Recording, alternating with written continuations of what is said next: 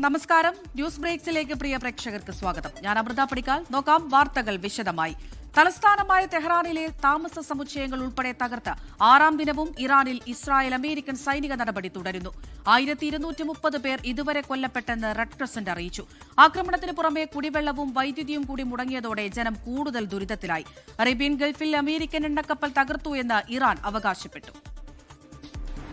ഇതുവരെ 600-ലേറെ കേന്ദ്രങ്ങൾ ലക്ഷ്യമിട്ടാണ് ഇറാനിൽ ഇസ്രായേലിന്റെയും അമേരിക്കയുടെയും ആക്രമണം. ഇതിൽ 100-ലേറെയും ജനവാസ കേന്ദ്രങ്ങൾ.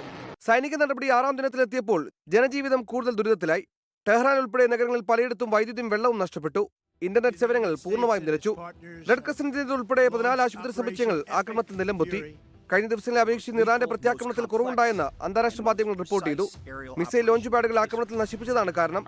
ഇറാന്റെ മൊബൈൽ മിസൈൽ ലോഞ്ചർ ഇസ്രായേൽ ആക്രമണത്തിൽ തകർന്ന ദൃശ്യങ്ങൾ പുറത്തുവന്നു. ഇതിനിടെ ഹോർമുസ് കടലിടുക്കിന് സമീപം അറേബ്യൻ ഗൾഫിൽ അമേരിക്കൻ എണ്ണ ടാങ്കർ ആക്രമിച്ചെന്ന് ഇറാൻ അവകാശപ്പെട്ടു. അതേസമയം 2 ഇടങ്ങളിൽ ഇറാനിയൻ ഡ്രോണുകൾ പതിച്ചതിൽ ഇറാനെതിരെ അസർബൈജാൻ കടുത്ത അതൃപ്തി പ്രകടിപ്പിച്ചു. നഖ്ചിവൻ വിമാനത്താവളത്തിന് സമീപവും സ്കൂളിന് സമീപവുമാണ് ഡ്രോണുകൾ പൊട്ടിത്തെറിച്ചത്. അതേസമയം ലെബനോണിൽ ഹിസ്ബുള്ള കേന്ദ്രങ്ങൾ ലക്ഷ്യമിട്ട് ഇസ്രായേലിന്റെ കരവ്യോമാക്രമണം തുടരുകയാണ്. International desk 24. മധ്യപൂർവേഷ്യയിലെ സംഘർഷത്തെ തുടർന്ന് ഹോർമുസ് കടലിടുക്കിന് സമീപമുള്ള ഗൾഫ് മേഖലയിൽ കുടുങ്ങിയത് 23,000-ഓളം ഇന്ത്യൻ ജീവനക്കാർ. കുടുങ്ങിക്കിടക്കുന്ന ഇന്ത്യൻ നാവികരുമായി നിരന്തരം ആശയവിനിമയം നടത്തുന്നുണ്ടെന്ന് കേന്ദ്ര സർക്കാർ അറിയിച്ചു. അതിനിടെ ഹോർമുസ് കടലിടുക്കിൽ എണ്ണ ടാങ്കർ സ്കൈലൈറ്റിന് നേരെയുണ്ടായ ആക്രമണത്തിൽ കൊല്ലപ്പെട്ട 2 ഇന്ത്യക്കാരെയും തിരിച്ചറിഞ്ഞു. ഹോർമുസ് കടലിടുക്കിന് സമീപമുള്ള ഗൾഫ് മേഖലകളിൽ കുടുങ്ങിക്കിടക്കുന്ന കപ്പലുകളിൽ 23,000-ഓളം ഇന്ത്യൻ നാവികരുണ്ടെന്നാണ് കേന്ദ്ര സർക്കാർ വൃത്തങ്ങൾ അറിയിക്കുന്നത്. പേർഷ്യൻ കടലിടുക്കിൽ കുടുങ്ങിക്കിടക്കുന്ന 36 കപ്പലുകളിലായി 1074 ഇന്ത്യക്കാർ ഉള്ളതായാണ് വിവരം.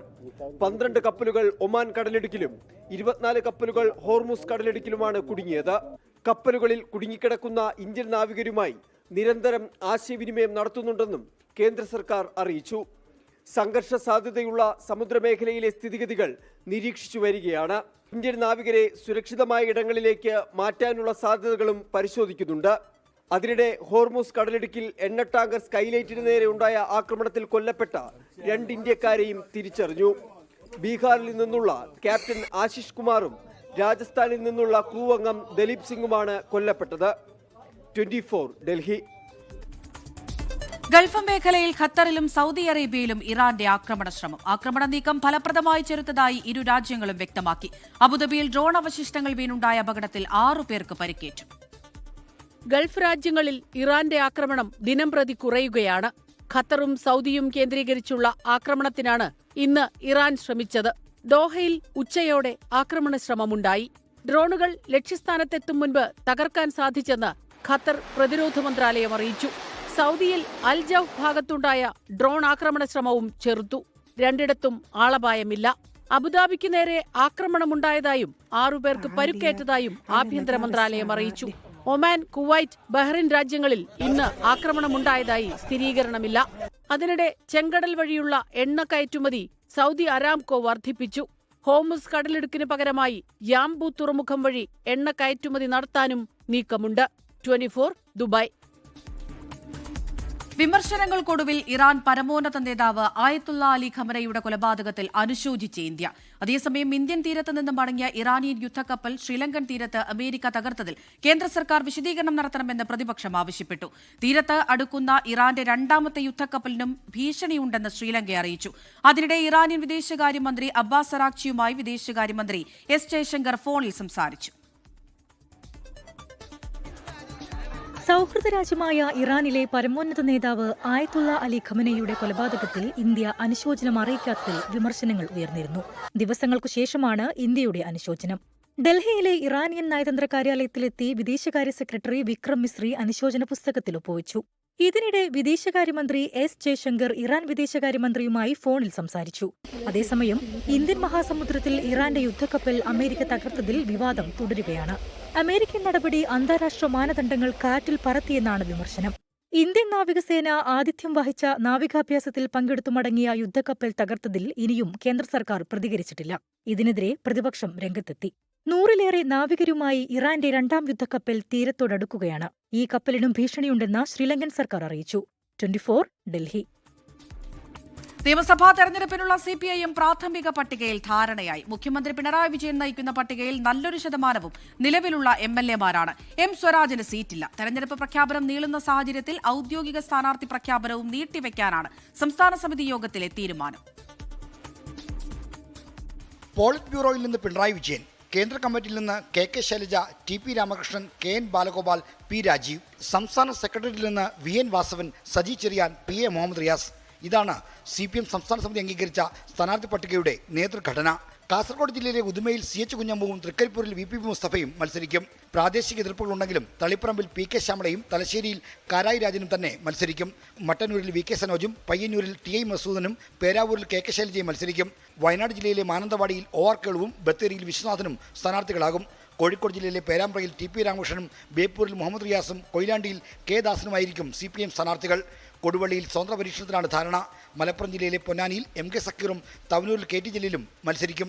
പെരിന്തൽമണ്ണ, മങ്കട, നിലമ്പൂർ സീറ്റുകളിൽ പൊതു സ്വതന്ത്രനെയാണ് തേടുന്നത്. പാലക്കാട് ജില്ലയിലെ തൃത്താലയിൽ മന്ത്രി MP രാജേഷ് വീണ്ടും മത്സരിക്കും.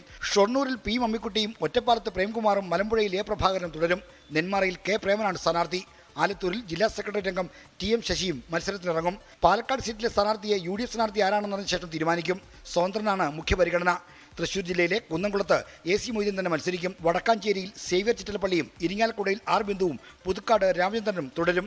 മണലൂരിൽ മുൻ മന്ത്രി C രവീന്ദ്രനാഥാണ് CPM സ്ഥാനാർത്ഥി. എറണാകുളത്ത് തൃപ്പൂണിത്തുറയിൽ K ഉണ്ണികൃഷ്ണനെ മത്സരിപ്പിക്കാനാണ് തീരുമാനം. ഉണ്ണികൃഷ്ണൻ MLA ആയിരുന്ന വൈപ്പിനിൽ MP ഷൈനിയും മത്സരിക്കും. ആലപ്പുഴ ജില്ലാ സെക്രട്ടറി R നാസറിന് സീറ്റില്ല. അരൂരിൽ സിറ്റിംഗ് MLA ദലീമ തുടരും. പത്തനംതിട്ടയിലെ ആറന്മുളയിൽ വീണ ജോർജ് മൂന്നാം തവണയും മത്സരത്തിനിറങ്ങും. കൊല്ലം മണ്ഡലത്തിൽ S ജയമോഹനാണ് സ്ഥാനാർത്ഥി. കുണ്ടറയിൽ SL സജികുമാർ മത്സരിക്കും. നിയമസഭാ തെരഞ്ഞെടുപ്പിൽ മത്സരിക്കാനില്ലെന്ന് മുൻ മന്ത്രി J മേഴ്സിക്കുട്ടിയമ്മ സംസ്ഥാന സമിതിയെ അറിയിച്ചു. സ്വതന്ത്ര സ്ഥാനാർത്ഥികളുടെ കാര്യത്തിൽ ജില്ലാ നേതൃയോഗങ്ങളോടെ അന്തിമ തീരുമാനമാകും. അടുത്ത വെള്ളിയാഴ്ചയോടെ സ്ഥാനാർത്ഥികളെ ഔദ്യോഗികമായി പ്രഖ്യാപിക്കാനാണ് CPIM-ലെ ധാരണ. R ശ്രീജിത്ത്, 24 തിരുവനന്തപുരം. തളിപ്പറമ്പിൽ PK ശ്യാമള മത്സരിക്കുന്നതിനെ ചൊല്ലിയുള്ള വിവാദത്തിൽ CPIM സംസ്ഥാന സമിതിയിൽ പ്രതിരോധം തീർത്ത സംസ്ഥാന സെക്രട്ടറി MP ഗോവിന്ദൻ. വിവാദത്തിന് മുൻപേ PK ശ്യാമള പാർട്ടി പദവികളിൽ സജീവമാണെന്ന് MP ഗോവിന്ദൻ പറഞ്ഞു. PK ശ്യാമള തന്റെ ഭാര്യയാണ് എന്ന ചർച്ച ഇപ്പോൾ പൊട്ടിമുളച്ചത് എങ്ങനെയെന്നും സംസ്ഥാന സമിതിയിൽ MP ഗോവിന്ദൻ ചോദിച്ചു. പറവൂരിൽ പ്രതിപക്ഷ നേതാവ് VD സതീശനെതിരെ എറണാകുളം മുൻ ജില്ലാ സെക്രട്ടറി KM ദിനകരൻ, മകൻ ഡിവിൻ K ദിനകരൻ എന്നിവരുടെ പേര് നിർദ്ദേശിച്ച് CPI മണ്ഡലം കമ്മിറ്റി. NM പിയേഴ്സിന്റെ പേരും പരിഗണനയിലുണ്ട്. മൂവാറ്റുപുഴയിൽ CPI ജില്ലാ സെക്രട്ടറി N അരുണിന്റെ പേരാണ് മണ്ഡലം കമ്മിറ്റി നിർദ്ദേശിച്ചത്. മുൻ MLA-മാരായ ബാബു പോൾ, എൽദോ അബ്രഹാം എന്നിവരുടെ പേരും പരിഗണനയിലുണ്ട്. പാലക്കാട്ടെ വിമത കൺവെൻഷനിൽ പങ്കെടുത്ത നേതൃത്വത്തിനെതിരെ ആഞ്ഞടിച്ചതിന് പിന്നാലെ PK ശശി CPIM-ൽ നിന്ന് പുറത്ത്. CPIM സംസ്ഥാന കമ്മിറ്റി യോഗമാണ് PK ശശിയെ പുറത്താക്കാനുള്ള തീരുമാനമെടുത്തത്. പാർട്ടിയുമായുള്ള ബന്ധം അവസാനിച്ചെന്ന് PK ശശിയും പറഞ്ഞു. വിവാദ നായകനായിരുന്ന കാലത്ത് ചേർത്ത് നിർത്തിയ CPIM ഒടുവിൽ PK ശശിയെ കൈവിട്ടു. വിഭാഗീയ കാലത്ത് ഔദ്യോഗിക പക്ഷത്തിന്റെ നാവായിരുന്ന PK ശശി ഇപ്പോൾ ആ നേതൃത്വത്തെ രൂക്ഷമായി വിമർശിച്ചാണ് പാർട്ടിക്ക് പുറത്തുപോകുന്നത്.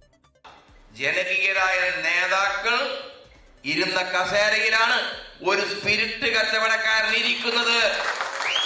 അതിനെ ഞങ്ങൾ ചോദ്യം ചെയ്യണ്ടേ?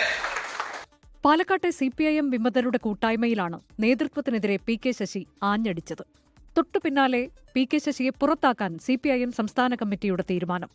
തനിക്കെതിരായ ആരോപണങ്ങൾ തെളിയിക്കാൻ PK ശശിയെ വെല്ലുവിളിച്ച് CPIM പാലക്കാട് ജില്ലാ secretary EN Suresh Babu. PK Sasi എനിക്കെതിരെ പറഞ്ഞൊരു ആരോപണം, എന്തെങ്കിലും അത്തരത്തിലൊരു കാര്യം എൻ്റെ രാഷ്ട്രീയ ജീവിതത്തിൽ ഉണ്ട് എന്ന് തെളിയിക്കപ്പെട്ടാൽ ഞാൻ ഈ പൊതുപ്രവർത്തനം അവസാനിപ്പിക്കാം.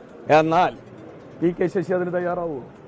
കൺവെൻഷനു ശേഷം മാധ്യമങ്ങളെ കണ്ട PK ശശി പാർട്ടിയുമായുള്ള ബന്ധം അവസാനിച്ചെന്ന് പ്രതികരിച്ചു. CPM അംഗമാണല്ലോ ഞാൻ അംഗമല്ല എന്നുള്ളത് അവര് പറയുകയാണെങ്കിൽ പറയട്ടെ, ആരാ പറയണെച്ചാ പറയട്ടെ. ഇതിന്റെയൊക്കെ പടച്ചവൻ ഈ പാലക്കാട്ടെ ജില്ലാ സെക്രട്ടറി എന്ന് പറയുന്ന ഒരുത്തനാണെങ്കിൽ എനിക്ക് ഈ പാർട്ടിയിൽ തുടരണമെന്ന് ആഗ്രഹമില്ല. സാമ്പത്തിക ക്രമക്കേട് ആരോപണത്തിന് പിന്നാലെ PK ശശിയെ ബ്രാഞ്ചിലേക്ക് തരം താഴ്ത്തിയിരുന്നു. PK ശശി UDF സ്ഥാനാർത്ഥിയാകുമോ എന്നാണ് ഇനി അറിയേണ്ടത്. 24 പാലക്കാട്. പാർട്ടി വിടുമെന്ന അഭ്യൂഹങ്ങൾക്കിടെ അനുനയിപ്പിക്കാനുള്ള CPIM നേതൃത്വത്തിന്റെ നീക്കങ്ങളോട് മുഖം തിരിച്ച മുതിർന്ന നേതാവ് G സുധാകരൻ.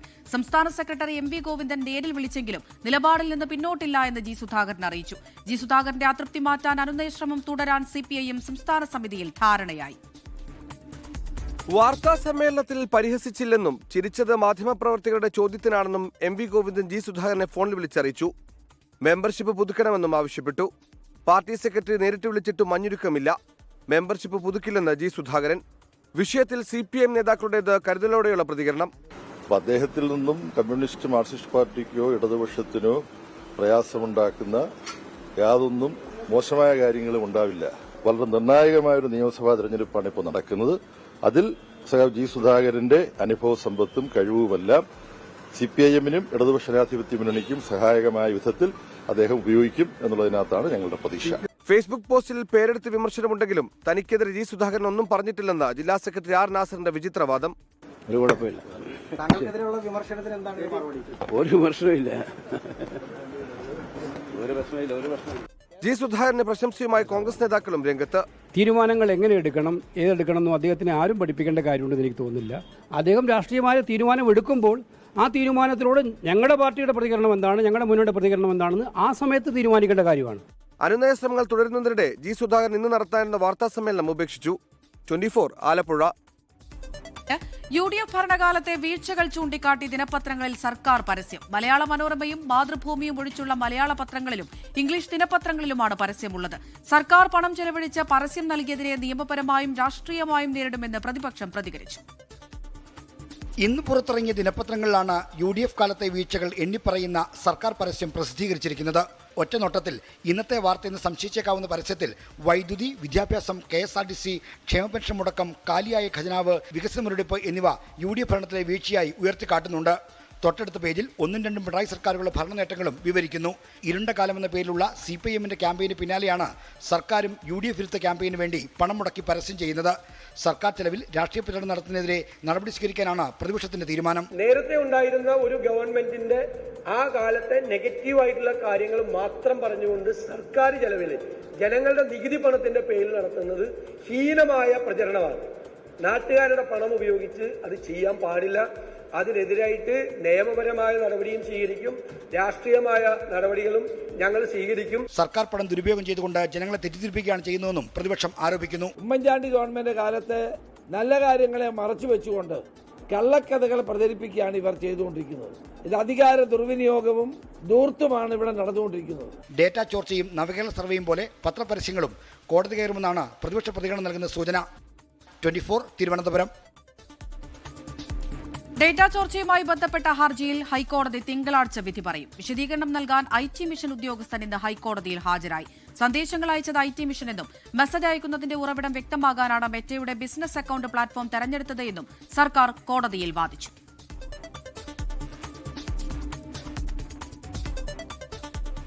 ആഗോള അയ്യപ്പ സംഗമത്തിന്റെ കണക്കുകളിൽ പൊരുത്തക്കേടുണ്ടെന്ന് ഓഡിറ്റർ ഹൈക്കോടതിയിൽ. വ്യത്യസ്ത പ്രവർത്തനങ്ങൾക്കായി ചെലവായ തുകയുടെ യഥാർത്ഥ ബില്ലുകൾ പരിശോധനയ്ക്കായി ഹാജരാക്കിയിട്ടില്ല എന്നും ഓഡിറ്റർ അറിയിച്ചു. അതിനാൽ ബജറ്റിന് മുകളിൽ ചെലവ് വന്നത് സ്വതന്ത്രമായി പരിശോധിക്കാനോ താരതമ്യം ചെയ്യാനോ സാധിച്ചില്ല എന്നും ഹൈക്കോടതിയിൽ വിശദീകരിച്ചു. 10 ദിവസത്തിനുള്ളിൽ കോടതിയിൽ റിപ്പോർട്ട് സമർപ്പിക്കാമെന്ന് ഓഡിറ്റർ അറിയിച്ചു. നേരത്തെയുണ്ടായ പൊരുത്തക്കേടുകൾ പരിഹരിക്കാനായെന്നും 10 ദിവസത്തിനുള്ളിൽ ബാക്കി കൂടി പരിഹരിക്കാനാകുമെന്നും Thiruvithamkoor Devaswom board president K. Jayakumar പറഞ്ഞു. തിരുവിതാംകൂർ ദേവസ്വം ബോർഡ് നൽകിയ ഓഡിറ്റ് റിപ്പോർട്ടുമായി സർക്കാരിന് ബന്ധമില്ല എന്ന് മന്ത്രി VN വാസവൻ പ്രതികരിച്ചു.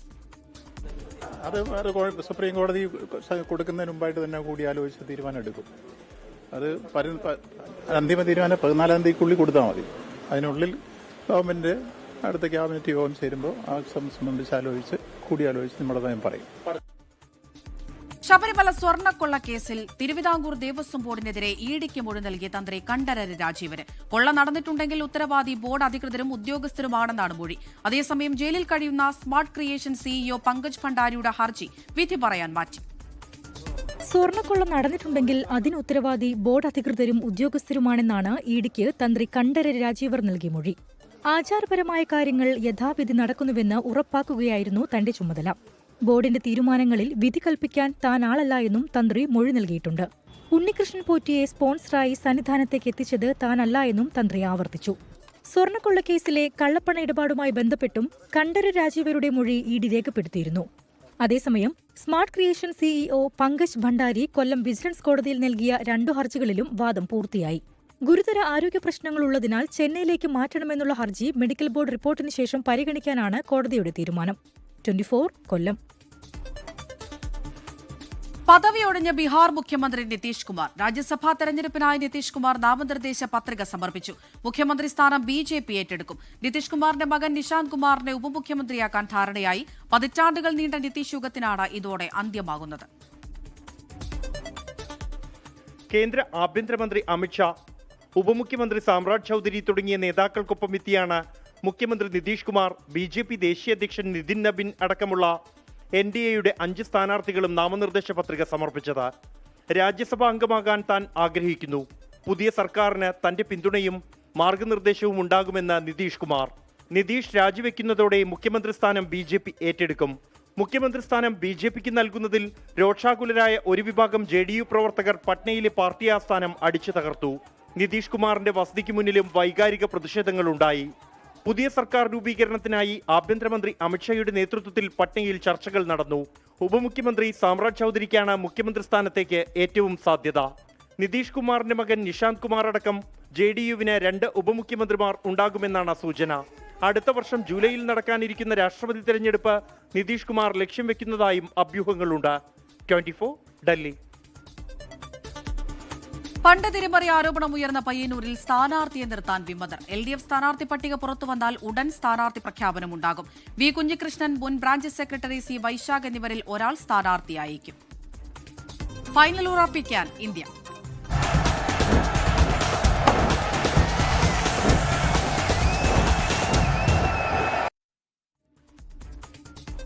T20 ലോകകപ്പിൽ ഫൈനൽ ലക്ഷ്യമിട്ട് ടീം ഇന്ത്യ കളത്തിലേക്ക്. രാത്രി 7-ന് മുംബൈ വാങ്കഡെ സ്റ്റേഡിയത്തിൽ നടക്കുന്ന സെമി പോരാട്ടത്തിൽ ഇംഗ്ലണ്ടാണ് എതിരാളികൾ.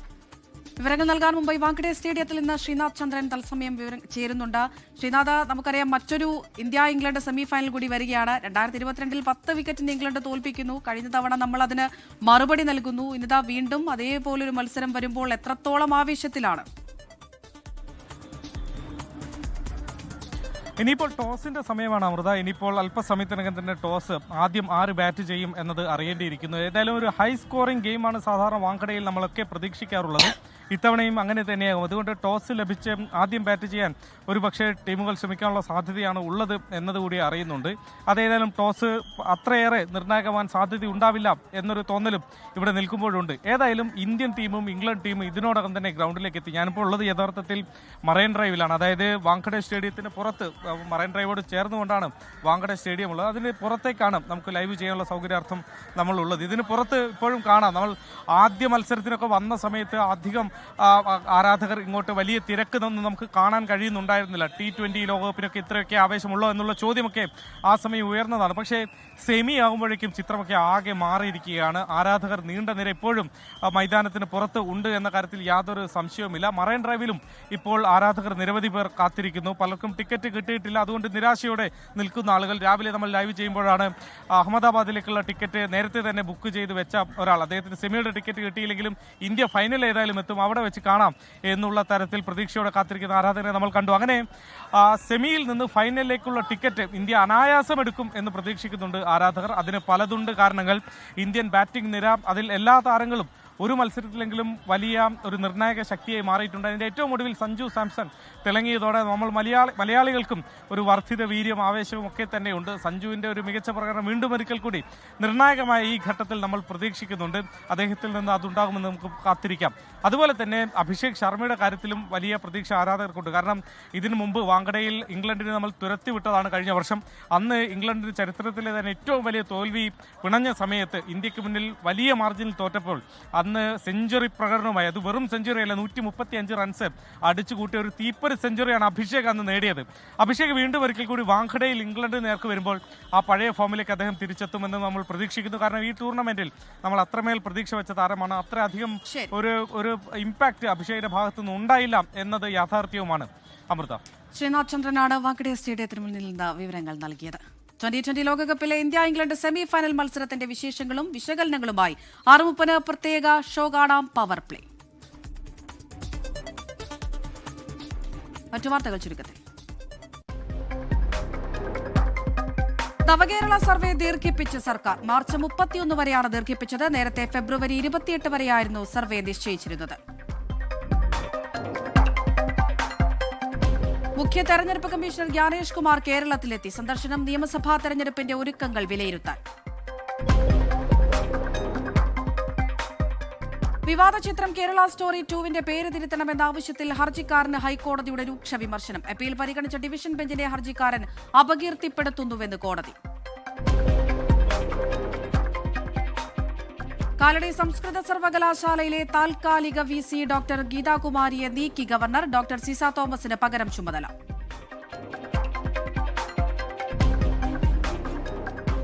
നേപ്പാളിൽ ജൻസി പ്രക്ഷോഭത്തിന് ശേഷമുള്ള ആദ്യ തെരഞ്ഞെടുപ്പിലെ വോട്ടെടുപ്പ് പൂർത്തിയായി. വോട്ടെണ്ണൽ ഇന്ന് തന്നെ ആരംഭിക്കുമെന്ന് തെരഞ്ഞെടുപ്പ് കമ്മീഷൻ.